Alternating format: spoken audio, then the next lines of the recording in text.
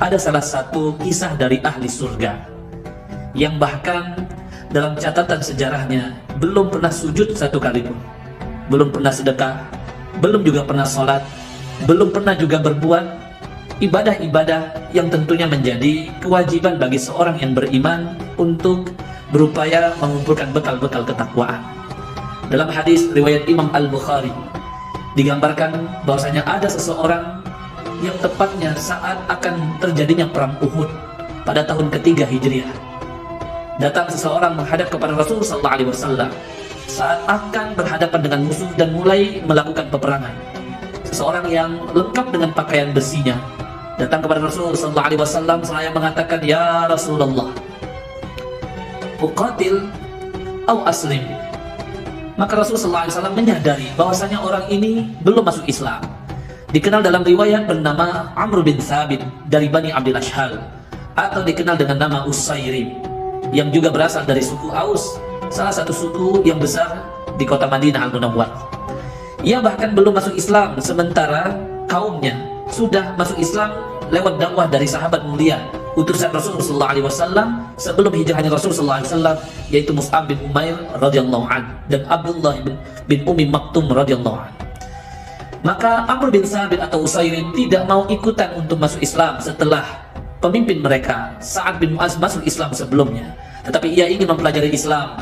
Lalu pada tahun ketiga, tepatnya bertepatan dengan perang Uhud, dia meyakini dalam hatinya telah menerima keimanan, telah menerima Islam. Lalu dia hadir kepada Rasul, sehingga Rasul sallallahu alaihi wasallam menyampaikan, "Aslim, tsumma qatil." Islam terlebih dahulu, kata Rasulullah, lalu ikutlah berperang. Lalu dia tentu langsung menyatakan, "Asyhadu an la ilaha illallah wa anna Muhammadar Rasulullah." Lalu dalam lanjutan hadis tersebut riwayat Imam Al-Bukhari dikatakan, "Tsumma qatala." Lalu dia ikut serta dalam qital, dalam jihad perang Uhud itu sendiri. Fakutilah, lalu dalam akhir peperangan tersebut dia dinyatakan sebagai orang yang terbunuh. Para sahabat-sahabat yang lain yang belum mengetahui bahkan Islamnya dari Usairim, Islamnya dari Amr bin Thabit, datang melaporkan perkara tersebut kepada Rasul sallallahu alaihi wasallam. Lalu Rasul ketika mendapati sahabat tadi sudah wafat, sahabat tadi sudah diwafatkan oleh Allah Subhanahu wa taala, menyampaikan, "Innahu fil jannah." Dia di surga, kata Rasulullah sallallahu alaihi wasallam. "Amila yasiran wa ujira katsiran." Dia bahkan beramal ringan, beramal sedikit, tetapi mendapatkan balasan yang maksimal, balasan yang besar. Maka dalam riwayat lain dikatakan, "Amila qalilan wa ujira katsiran." Dia beramal kecil tetapi justru mendapatkan balasan terbaik, balasan yang sangat kita dambakan, yaitu surganya Allah Subhanahu wa taala. Sahabat muslim yang dimuliakan Allah, yang dicintai Allah Subhanahu wa taala. Ini memberikan pesan kepada kita bahwa setiap amal kebaikan, upaya-upaya ketaatan yang ingin kita laksanakan, yang ingin kita lakukan, maka harus kita jadikan keimanan, harus kita jadikan Islam sebagai landasan dan dasarnya.